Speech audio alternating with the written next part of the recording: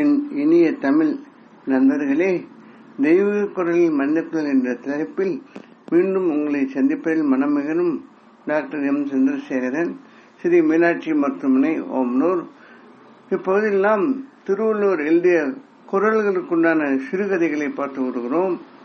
இக்கால மனித வாழ்வில் நடைபெறும் அன்றாட நிகழ்வுகளை இக்குரல்களின் பொருளாக கதையாக கொடுத்துள்ளதால் திருவள்ளுவர் கருத்துக்கள் எக்காலம் பொருந்தும் என்பதை நாம் இதன் மூலம் உணரலாம். குரலின் கருத்தையும் கதையும் இணைந்து ரசிக்க செய்து கேட்டுக்கொள்கிறேன்.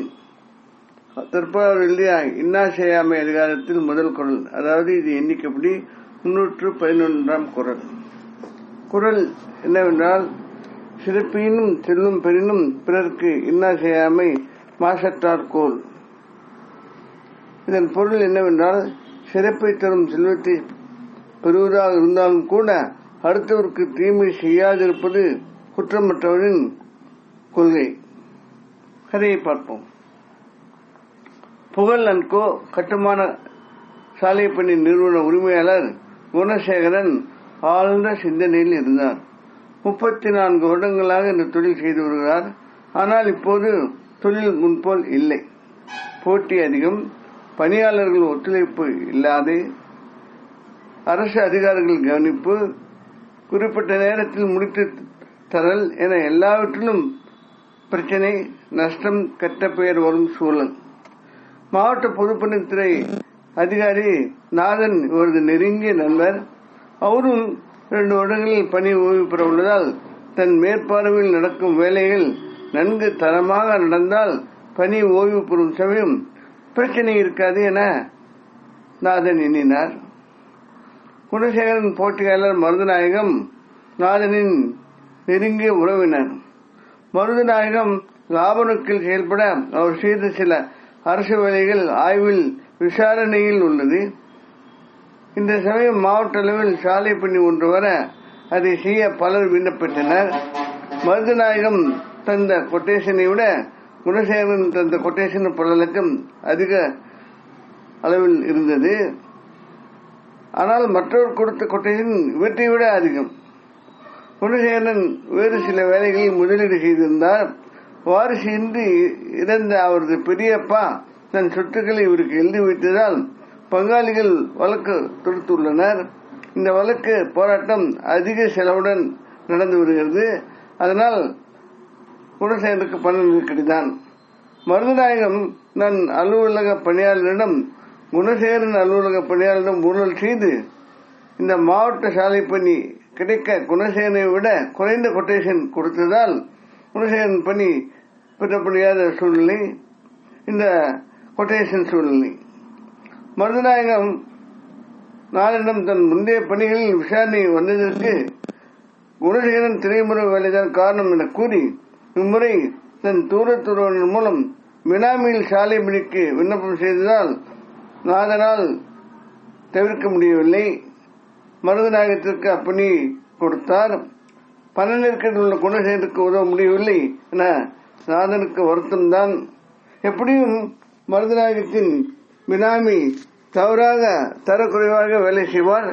அதில் பிரச்சனை வந்தால் பணிவிடுப்புக்கு பிறகும் தனக்கு பிரச்சனை வருமே என நாதன் வருந்தினார். குணசேகரன் மருதநாயகம் பிரச்சனைக்கு தான் காரணமில்லை என்று தெளிவாக நாதனிடம் கூறி வருந்தினார். தன் வேலை பிரச்சனைகளுக்கு நேரம் போதவில்லை என குணசேகரன் நாதனிடம் கூறி, பரவாயில்லை, மருதநாயகம் வேலை செய்யட்டும், நீ சரியான மேற்பார்வை பார்த்துக் கொள்ளுங்கள் என்று சொல்லி சென்றார். மகன் திருமணம், வழக்கு பிரச்சனைகளால் பண நெருக்கடி தொடர குணசேகரன் தன் வாழ்வை தொடர்ந்தார். மருதநாயகம் மினாமி மூலம் வேலை தொடர்ந்தார். மத்திய அரசு மாநிலவில் ஒரு சாலை பணி அறிவித்தது.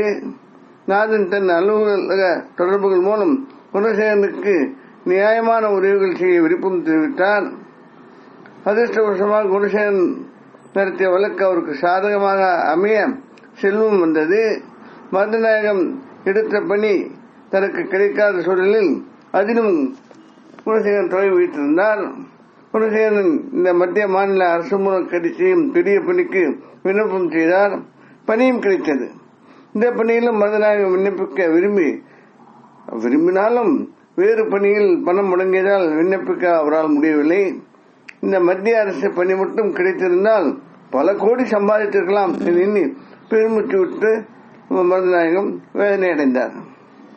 குணசேகரன் திட்டமிட்டு செவ்வனை செய்து 2 வருடங்களில் பணியை முடித்தார். அதிகாரிகள், அரசு, மக்கள் பலரும் பாராட்ட அந்த பணி நிறைவடைந்து மக்கள் பயன்பாட்டுக்கு வந்தது. மருதநாயகத்தின் பணியில் நாதன் ஸ்ட்ரிக்டாக மேற்பார்வை பொறுத்து அதை முடித்து வைத்து பணி விடுப்பு பெற்றார். மனநிறைவுடன் பணி நிறைவு பெற்றார். இந்த பணியில் லாபம் குறைந்துவிட்டதே என்று மருதநாயகம் வருந்தினார். குணசேகரன் தன் பணியில் கிடைத்த வருமானம், கிடைத்த பாராட்டு ஆவும் தன்னுடைய நேர்மைக்கும் மக்கள் பயன்பாட்டுக்கும் என்பதில் ஐயமில்லை என கூறி நகழ்ந்தார். இத்துடன் கதை அன்பு நண்பர்களே, ஒரு பணி செய்யும் போது நமக்கு கிடைக்கும் தடங்கல்கள் நம்மை இன்னொருவரிலிருந்து வேறு வழிக்கு கொண்டு செல்ல வாய்ப்பு உள்ளது. இது குடும்பத்திலாகட்டும், வெளி உலக வாழ்க்கையிலாகட்டும், தொழிலாகட்டும், இதிலுமே ஒரு சூழல் அவர்களுக்கு செயல்பாட்டிற்கு பணிக்கு வரலாம். அதனால் நமக்கு இழப்புகளும் வரலாம். ஆனால் ஒன்றே ஒன்று முக்கியமாக உள்ளது, இந்த மாதிரி இழப்பு சமயங்களிலும் நாம் செய்யும் காரியங்கள் எதிர்காலத்தில் பயன்பாட்டுடன் இருக்க வேண்டும். அவை பயன்படுத்துவோருக்கு ஒரு இழப்பு உண்டாக்கக்கூடாது என்ற ஒரு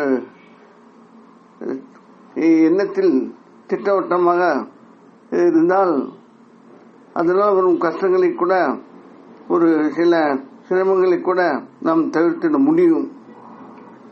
இது பணிகளுக்கு மட்டுமல்ல, வாழ்க்கையில் வரும் பிரச்சனைகளுக்கும் இதுவே ஒரு நல்ல ஒரு வழிகாட்டியான ஒரு சிந்திக்கத்தகுந்த விஷயமாக நாம் எடுத்துக்கொள்ளலாம்.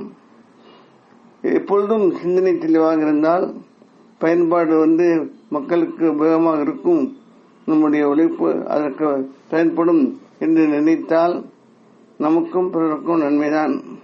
அவ்வாறு இல்லாவிட்டால் நமக்கு வரும் லாபம், இன்பம் நிலைக்காது.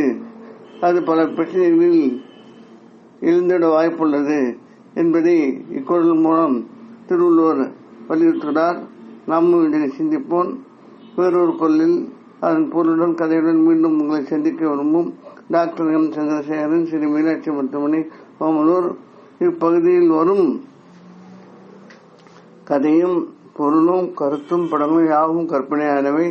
அவை யாரையும் எதையும் குறிப்பிடுவது அல்ல. அவ கதையை சொல்ல வந்தவை.